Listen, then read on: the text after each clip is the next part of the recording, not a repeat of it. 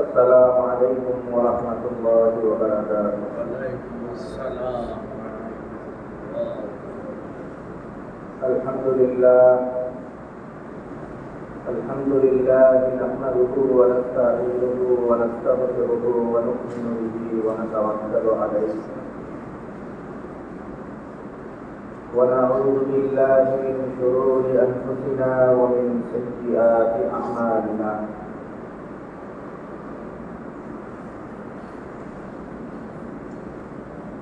من يهده الله فلا مضل له ومن يضلل فلا هادي له.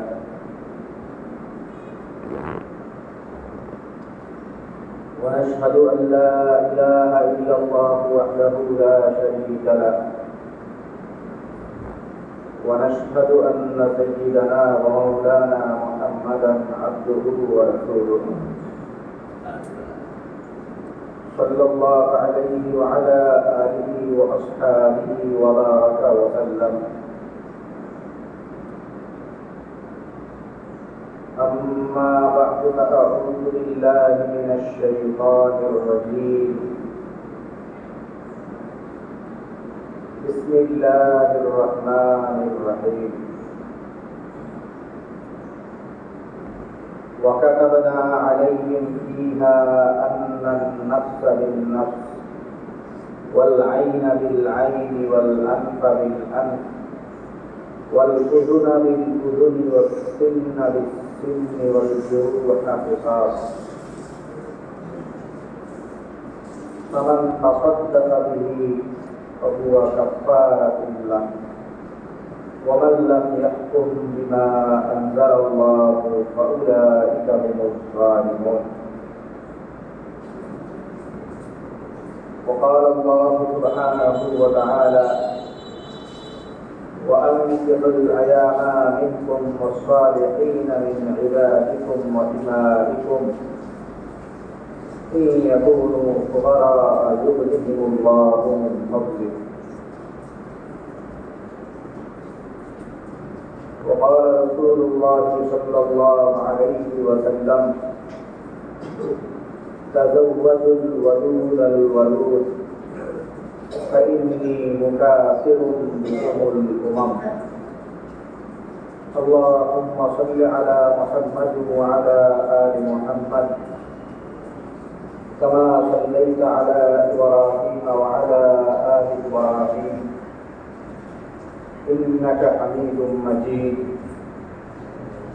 اللهم بارك على محمد وعلى آل محمد كما باركت على إبراهيم وعلى آل إبراهيم إنك حميد مجيد. سبحانك لا علم لنا إلا ما علمتنا إنك أنت العليم الحكيم. মহান আল্লাহ পাক রব্বুল আলামিনের দরবারে অসংখ্য শুকরিয়া জ্ঞাপন করছি, যিনি আমাদেরকে অন্যান্য জুমার ন্যায় আজকেও জুমার নামাজ আদায়ের জন্য পবিত্র ঘর মসজিদে আসার তৌফিক দান করেছেন। আলহামদুলিল্লাহ। মুহতারাম নাযিরিন, আমরা গত বেশ কিছুদিন যাবৎ আমাদের বাংলাদেশের প্রধান সমস্যা জাতিসংঘের মানবাধিকার অফিস বাংলাদেশে হওয়ার যে আলাপ হচ্ছিল বা যেটা বাস্তবায়ন করার জন্য আমাদের সরকার সিদ্ধান্ত নিয়ে ফেলছে, সেটার বিষয়ে কিছু কথা বলছিলাম।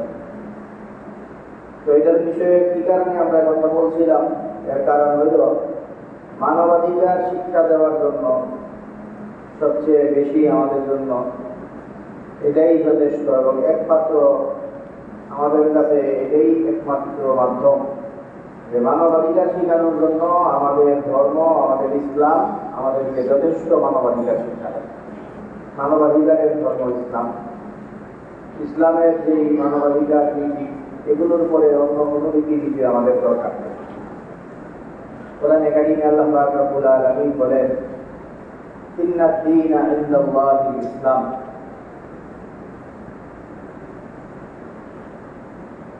আল্লাহ তাআলার কাছে একমাত্র গ্রহণযোগ্য দিন হইল ইসলাম।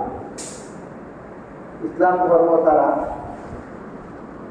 অন্য কোনো ধর্ম আল্লাহ তাআলার কাছে গ্রহণযোগ্য না, এবং অন্য কোনো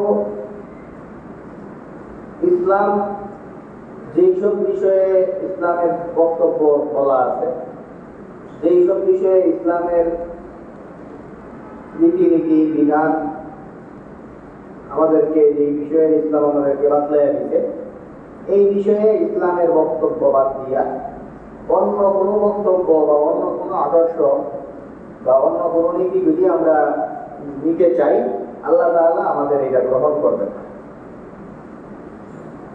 এই বিষয়ে কোরআনে কারিমে আল্লাহ তাআলা বলেন, ওয়া মান ইয়াত্তাবি' গায়রাল ইসলামি দীনান ফালান ইউকবালা মিনহু। ইসলামের মধ্যে দেওয়া যে বিধিবিধানগুলো, যে কোনো ইস্যুতে, যে কোনো বিষয়ে যে ইসলাম তার বক্তব্য উপস্থাপন করছে, তো ইসলামের এই বক্তব্যকে রেখে অন্য কারো রীতিনীতি আদর্শ সেটা যদি কেউ গ্রহণ করতে চায়, তাহলে ইউকবালা মিনহু, আল্লাহ তাআলা তার এটাকে গ্রহণ করবেন না। ওয়া ফিল আখিরাতি মিনাল খাসিরিন। আর শুধু গ্রহণ করবেন না এটাই না, আল্লাহ পাক রব্বুল আলামিন এটাকে তো অগ্রহণযোগ্য হিসাবে আল্লাহ তাআলা এটাকে ঘোষণা দিচ্ছেন এবং বলছেন যে এরা ব্যর্থ, এই জাতি ইসলামের যে নীতি আদর্শ এগুলো বাদ দিয়া যেগুলো বিষয়ে ইসলামের বক্তব্য বাদ দিয়ে অন্য বক্তব্য যারা নিতে যায়, এরা ব্যর্থ জাতি। তো এই কারণেই আমরা বলছিলাম যে অন্য কোনো আদর্শে, অনেক ইত্যাদি আমরা এটা বলে আসতেছি যে বিশ্বের বিভিন্ন সংস্থা, জাতিসংঘ, মানবাধিকার, এই এদের যে নিয়ম নীতি এগুলো মুসলমানরা মানতে পারে না, কারণ মুসলমানদের মানবাধিকার বিষয়ে মুসলমানদের কাছে বক্তব্য স্পষ্ট, কোরআন হাদিসে মানবাধিকার বিষয়ে কথাবার্তায় ভরপুর। তো যেগুলো ইসলামে মুসলমানদের জন্য শিখায় দেওয়া আছে, সেই শিক্ষাগুলি মুসলমানদের ধারণ করা উচিত। অন্য কোনো জাতিসংঘের মানবাধিকার অফিসের বা এদের কোনো বক্তব্য, এদের কোনো রীতিনীতি, এগুলি মুসলমানদের ফলো করার কিছু নাই। মুসলমানদের জন্য তাদের আদর্শই যথেষ্ট, এবং যথেষ্ট বলতে মুসলমানদের জন্য একমাত্র এটাই অনুকরণীয়। ইন্না দীনা ইনদাল্লাহিল ইসলাম, আল্লাহর কাছে একমাত্র ইসলামের দেওয়া বিধিবিধান, ইসলামের বক্তব্য। আর একটু যদি আমরা বিশেষ করে মিলাই বলি, তাহলে ইসলামের দেওয়া মানবাধিকার রীতিনীতি, মানবাধিকার বিষয়ে ইসলামের বক্তব্যগুলি একমাত্র মুসলমানদের জন্য গ্রহণযোগ্য এবং আল্লাহর কাছে এটাই বক্তব্য। তো মানবাধিকার বিষয়ে ইসলাম আমাদের বিস্তারিত বিবরণ, মানবাধিকার রক্ষার জন্য ইসলাম আমাদেরকে বিশদ শিক্ষা আমাদেরকে দান করছেন। শিক্ষা দান করছেন, সেই শিক্ষা বাস্তবায়ন হইতে পৃথিবীর ইতিহাসে সবার কাছে এটাই, পৃথিবীর সব মানুষের কাছে যে জিনিসটা ঐতিহাসিকভাবে প্রমাণিত, সেটা হইল এই ইসলামের দেওয়া মানবাধিকারের সিস্টেম যে সময় পৃথিবীতে বলবৎ ছিল, ইসলাম যখন সেটার অনুসরণ এই জমিনে ঘটাইতে ইসলামের যে অনুসারীরা তারা, তখন এই পৃথিবীতে মানবাধিকার সবচেয়ে বেশি রক্ষিত, রক্ষা হয়েছে। ইসলামের স্বর্ণ যুগে যখন ইসলামী খেলাফত ছিল, সেই সময়গুলোতে পৃথিবীর সর্বত্র সব মানুষ দুজন দুনিয়াতে শান্তিতে বসবাস করতে, মানুষের অধিকার বলতে আমরা যা বুঝি তাদের সেই যাবতীয় অধিকারগুলি রক্ষা হইতে। এরপরে যখন ইসলামী খেলাফত ধ্বংস হইল, এক সময় সাম্রাজ্যবাদী শক্তি উত্থান ঘটল, পুঁজিবাদ পৃথিবীতে মাথা ছাড়া দিয়ে উঠল, সেকুলারিজম আসলো, সমাজতন্ত্রের ধারক বাহকরা আসলো। তো বিভিন্ন সময়ে বিভিন্ন জনগোষ্ঠী এরপরে মুসলমানদের পরে এই পৃথিবীতে শাসন কার্য পরিচালনা করতে, সেই শাসন কার্যের সময় মানবাধিকার সবচেয়ে বেশি লঙ্ঘিত হয়েছে। এমনকি প্রত্যেকটা যুদ্ধে, যেগুলো আমেরিকা বিভিন্ন জায়গায় যে যুদ্ধগুলি পরিচালনা করে, সেসব যুদ্ধ, আগে সোভিয়েত ইউনিয়ন যে সব অঞ্চলে যুদ্ধ পরিচালনা করতে, সেই সব যুদ্ধ, এই যুদ্ধগুলোতে যতটা মানবাধিকার লঙ্ঘিত হয়েছে, মানুষজন যেই পরিমাণ মারা গেছে, সাধারণ মানুষের যে পরিমাণ ক্ষয়ক্ষতি হয়েছে, এত পরিমাণ ক্ষয়ক্ষতি পুরা পৃথিবীর ইতিহাসের মুসলমানদের ইসলামের এই দুনিয়াতে আগমনের পরেও কোন ইসলামের যে জিহাদ যদি পরিচালনা হয়েছে সেই জিহাদে পর্যন্ত এত মানুষের ক্ষয়ক্ষতি হয়। মুসলমানরা জিহাদ করতে গেলেও সেখানেও মানবাধিকারের প্রতি তাদের প্রতি লক্ষ্য রাখত। সেখানে বেসামরিক কোনো মানুষজন যেন মারা না যায় সেই জন্য মুসলমানরা সচেতন থাকত। যুদ্ধের জন্য তারা আসছে শুধু এরাই যেন, এদের বাইরে যেন কেউ ক্ষয়ক্ষতির সম্মুখীন না হয়, নারীরা যারা আছে এর উপরে যেন কোনো আক্রমণ না হয়, অতিশয় বৃদ্ধ এরা যেন এদের যেন হেফাজতে থাকে, শিশু যারা আছে শিশুদের উপর যেন কোনো ধরনের আঘাত না আসে, এই যাবতীয় বিষয়ে প্রত্যেকটা জিহাদের মধ্যে প্রত্যেকটা যুদ্ধে মুসলমানদের যে যুদ্ধগুলি পরিচালনা করা হয়েছে সেগুলোকে লক্ষ্য রাখা হয়েছে।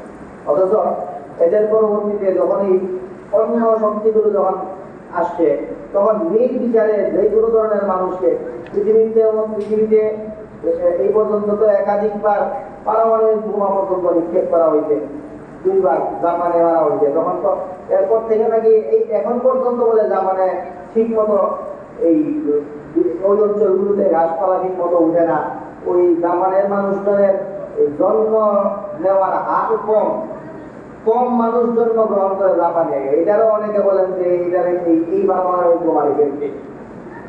এরপরে সিরিয়াতেও এই পারমাণবিক বোমার কাছাকাছি ভয়ঙ্কর বোমা নিয়ে মানুষজনকে নির্বিচারে মারা হয়েছে, ফিলিস্তিনে নিয়মিত মারা হয়েছে।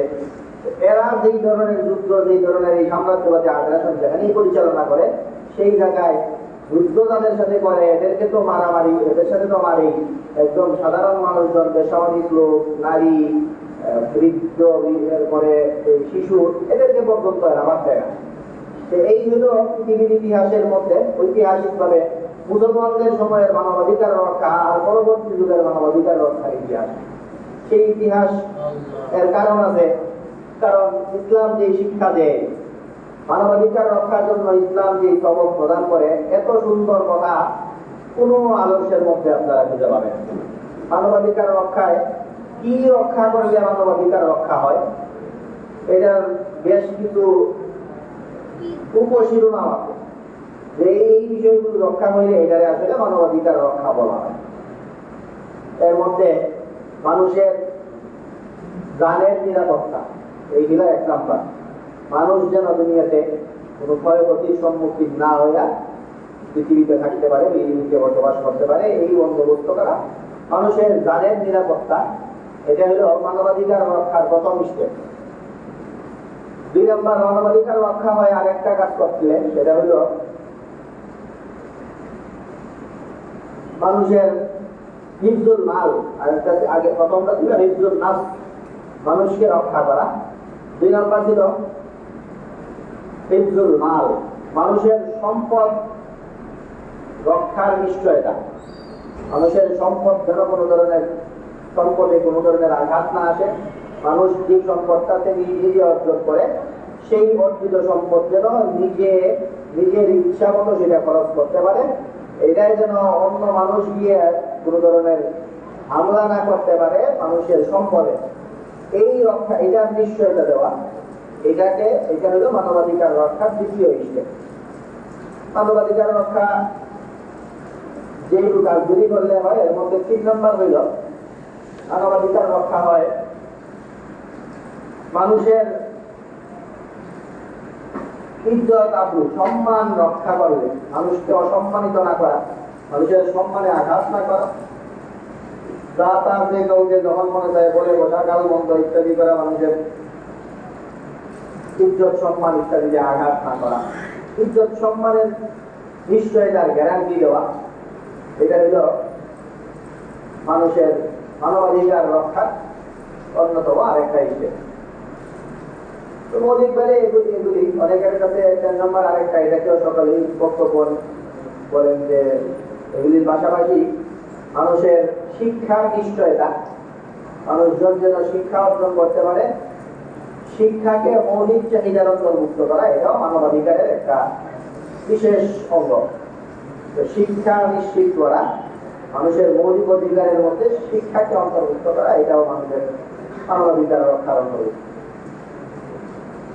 এরপরে আরো কিছু কথা আছে যেগুলো নিয়ে দ্বিমত আছে, তো আমরা যে যার সাথে দ্বিমত করতে চাই না, আমাদের প্রত্যেক মুসলমানদের জন্য যেটাকে অবশ্যই আমরা মনে করি ধর্মীয় দৃষ্টিকোণ থেকে মানবাধিকার রক্ষার বিশেষ একটা অংশ, সেটা হলো সকল মানুষের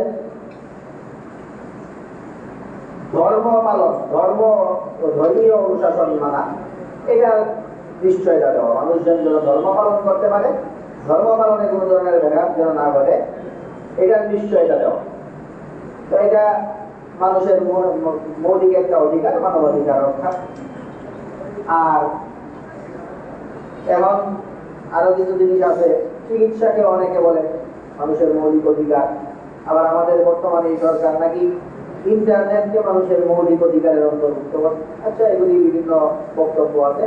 তো শুরুর দিকে আমরা যেগুলি বললাম সেগুলি হলো মানুষের প্রত্যেকেরই, সকলের সর্বসম্মতিক্রমে যেগুলি মানুষের মৌলিক অধিকারের অন্তর্ভুক্ত। তো প্রথম যেই পয়েন্টটা ছিল, এটাকে যদি আমরা একটু খেয়াল করি যে ইসলাম এই ব্যাপারে কি করছে আর অন্য মানবাধিকারের কথা যারা বলে এরা বক্তব্য এই ক্ষেত্রে কি, তাহলেই আমাদের কাছে পার্থক্য স্পষ্ট হবে। প্রথম ছিল মানুষের হিফজুল নাফস, মানুষ নিজের অধিকারকে রক্ষা করা, মানুষের নিজের অধিকার, মানুষের পৃথিবীতে বেঁচে থাকার যে অধিকার, সেই অধিকার নিশ্চিত করা।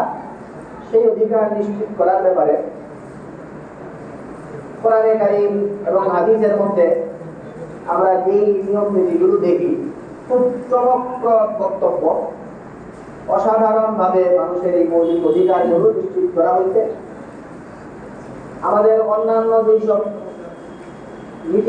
রীতিনীতি আছে, অন্য ধর্মের লোকদের বক্তব্য, অন্য কৃষ্টি কালচার বা এমনকি মানবাধিকারের নামে যে জাতিসংঘ বা অন্যান্য মানবাধিকারের কথা যারা বলে, এদেরও যে বক্তব্য, এদেরও কথা হইল সর্বোচ্চ, এদের ক্ষমতা হইল বা এদের বক্তব্য হইল মানুষজন পৃথিবীতে আসার পরে এই মানুষটা কি করলে ভালো থাকবে, এটা নিয়ে এদের কিছুটা চিন্তা দেখি এরা করে।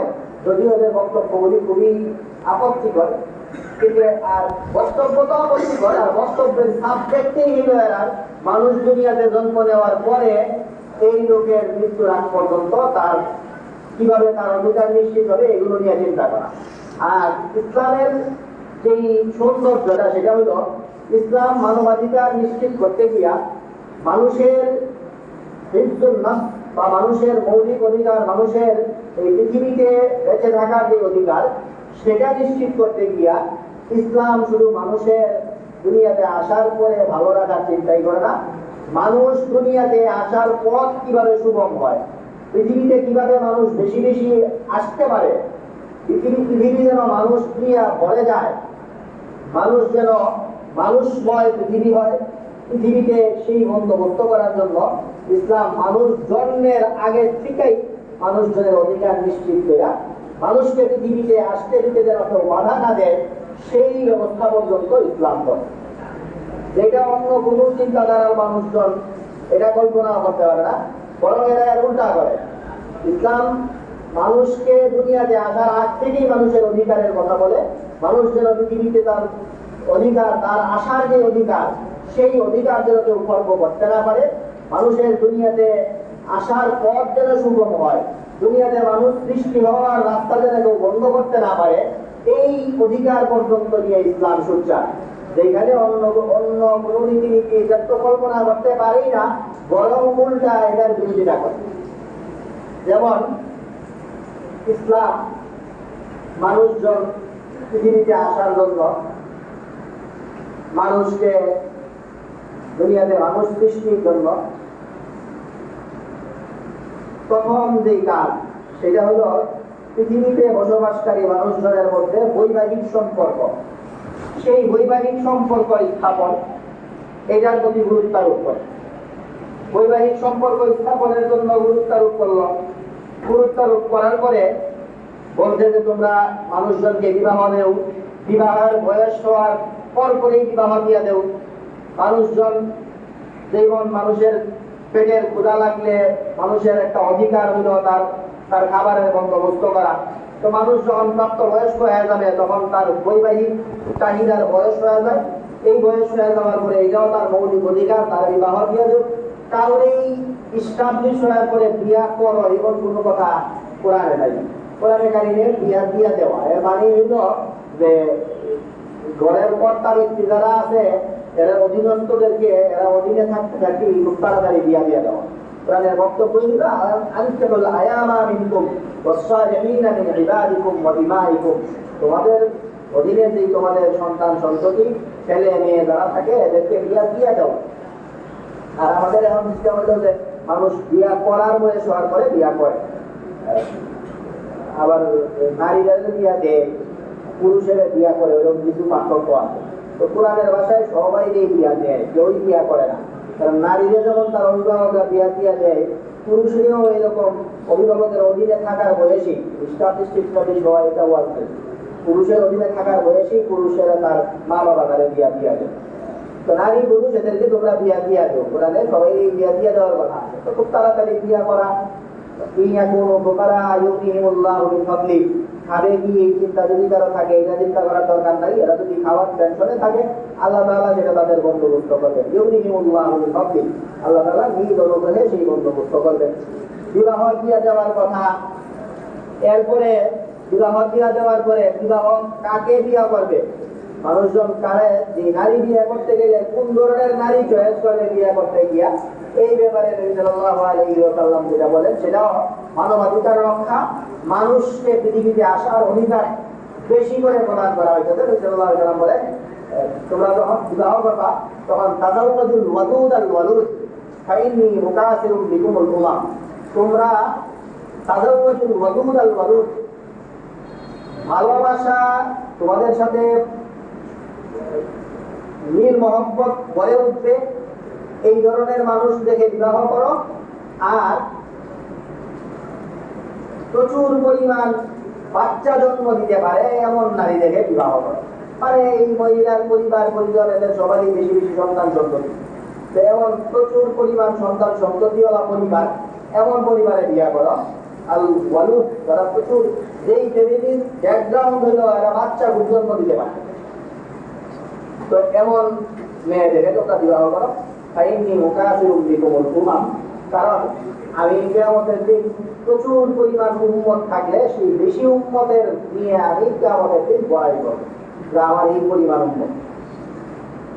তো এই হলো বিবাহ করা।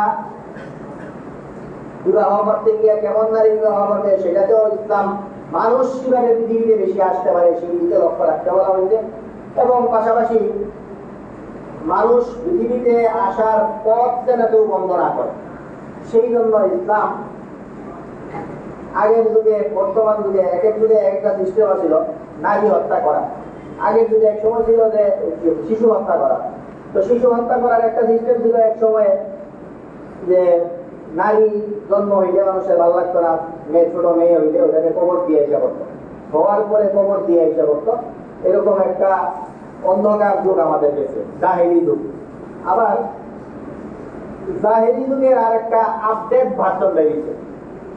জাহেলি যুগ ওটা শুনতে খুব খারাপ লাগে যে সন্তান জন্ম হয়েছে, মেয়ে সন্তান পছন্দ হয়েছে না, এই কারণে নিয়ে দাফন করে এসে করছে। খুব জঘন্য শুনতে, খুব জঘন্য লাগে। এই কারণে এটা একটা আপডেট নতুন ভার্সন বেরিয়েছে। এটা হইল পেটের বাচ্চা মেয়ে, এটা খুব তাড়াতাড়ি জানা ফেলানোর চেষ্টা করে, এরপরে জানা ফেলানোর চেষ্টা করিয়া আবার অনেক বেশি ক্ষয়ক্ষতি হইতো না, বাচ্চা বড় বড় হইছে না, খালি হালকা ফুটা যাইতেছে, মেয়ে হইব, ওই সময় ওষুধ টষুধ খাইয়া পেটের দিকেই শেষ করে আবার। তো এটাই ওইটা একই ভার্সন, ওটা একটু আপডেট হয়েছে আর কি। আগেরটা খুব খারাপ লাগে, মানুষজন অনেক বন্ধ করবো, এটারে এত বেশি বন্ধ করে না, তেমন কেউ জানে না। তো এরকম হয়। আবার অনেকের বিয়েই লাগে না, এটা তো হইলো মেয়ে হইলে পছন্দ হচ্ছে না, এটা অনেকের আবার বেশি বাচ্চাই ভালো লাগে না, মেয়ে ছেলের দরকার নাই। এক দুইটা এই যে আমাদের মানবাধিকারের যে ওয়াজ, সেই মানবাধিকারের ওয়াজ এগুলি আছে, বাচ্চা বেশি দরকার নাই। এরা মানবাধিকার অফিস বলে, মানবাধিকার সংস্থা, আবার মানুষ লাগতো না, এরা ওয়াজ করে। সংস্থাই মানবাধিকার, আবার এদের বলে স্লোগান হইলো মানুষের বেশি দরকার নাই, এক দুইটা হইলেই চলে। দুইটা মনে হয় অনেক আগে ছিল, এখন মনে হয় একটাই নেই মানুষকে, একটা হইলেই মনে হয় চলে, বা দুইটা হইলেও চলে, এটাও মনে হয় আছে, দুইটা হইলে বা একটা হইলে কি যেন চলে। এগুলি মানবাধিকার সংস্থা, কিন্তু এদের ডায়লগ হইলো যে মানুষের দরকার নেই, একদিকে চলে। কি অদ্ভুত ব্যাপার। তো ইসলাম এটা অনেকে মানে এক দুটা বাচ্চা, এর বেশি বাচ্চা মানুষ জন্ম দিতে চায় না, বাচ্চা বেশি দরকার নাই, মানুষকে পৃথিবীতে আসার পথ বন্ধ করে দেওয়ার যে বন্দোবস্ত, এইটার ইসলাম কঠোরভাবে বিরোধিতা করছে। কোরআনে কারিমে আল্লাহ পাক রব্বুল আলামিন বলেন, ওয়াইদাল মাউউদাতু সুইলাত বিআইয়ি যামবিন কুতিলাত, ওই শিশুদেরকে যাদেরকে হত্যা করা হয়, সেটা জন্ম হওয়ার পরে হত্যা করা, সেটা হইতে পারে পেটের ভিতরে হত্যা করে ফেলানো, যেটা ওই যে শিশুদেরকে যে হত্যা করা হয়, এদেরকে কিয়ামতের দিন ওদেরকে আল্লাহ তাআলা জীবিত করে বলবেন যে তোরা যে তোর মা বাপ হত্যা করছিল, কি কারণে হত্যা করছিল, এবং সেই প্রশ্নের পরিপ্রেক্ষিতে এই মা বাবার এদের বিচার কার্য, এদের কিয়ামতের দিন এদের বিচার করা হবে। এবং আল্লাহ পাক রব্বুল আলামিন খুব কঠোরভাবে নিষেধ করেন, লা তাকতুলু আওলাদাকুম খাশিয়াতা ইমলাক, তোমরা খাওয়াইবা কি পড়াইবা কি এই চিন্তায় তোমরা তোমাদের বাচ্চা গ্রহণ করতে নিবৃত্ত হয় না, তোমরা বাচ্চা নেওয়া থেকে তোমরা দূরে থাকবো না, যে এই চিন্তায় যে তোমরা কি খাওয়াইবা কি পড়াইবা, এই চিন্তায় তোমরা বাচ্চা গ্রহণ থেকে তোমরা নিবৃত্ত হয় না, দূরে থাকবো না। তো প্রচুর পরিমাণ বাচ্চা জন্ম দেওয়া, বাচ্চা গ্রহণ করা, বাচ্চাদেরকে পৃথিবীতে আসতে দেওয়া এবং সেই বাচ্চা আসতে কোনো ধরনের প্রতিবন্ধকতা তৈরি না করা, এবং এগুলোর প্রতি ফজিলত নবী সাল্লাল্লাহু আলাইহি ওয়াসাল্লাম এই ধরনের মেয়েদেরকে বিয়ে করতে বলতেন, বেশি সন্তান জন্ম হইলে নবী সাল্লাল্লাহু আলাইহি ওয়াসাল্লাম গর্ববোধ করবেন। এত ধরনের উৎসাহ উদ্দীপনা এগুলির মাধ্যমে ইসলাম মানুষের যে মানবাধিকার, মানুষের মানবাধিকারের কথা মানুষ জন্মের আগে থেকেই বলা শুরু করে। অথচ আমাদের যে মানবাধিকারগুলো, সেই মানবাধিকারগুলো পুরো বিপরীত। এরা মানুষকে দুনিয়াতে আসতে দিতে রাজি না, আইলেও যদি আসতে দিতে চাও তোমরা, তাইলে যত ধরনের পথ আছে, বিবাহের পথ সেটাকে যত কঠিন করা যায়, বিয়া যত দেরিতে করানো যায়, বিয়ার দরকার নাই এটা যদি কোনোভাবে বোঝানো যায় তাইলে আরো ভালো। আচ্ছা আমাদের এই কথা মাই না, কেউ বিয়া করে ফেললো, বিয়া করে ফেলাইলে তারপরে বাচ্চা টাচ্চা বেশি নেওয়ার দরকার নাই, কম নিলেই চলবো, দুইটা নিয়েও দরকার হলে একটা নিলে আরো ভালো। এত শত কথাবার্তা, এগুলি ছিল আমাদের এই বর্তমান জমানার মানবাধিকারের লোকদের কথা, যেগুলি এরা কইলা মানবাধিকারের লোক ব্যক্তি এরা, কিন্তু এরা আসলে মানবতা বিরোধী অপরাধ করে।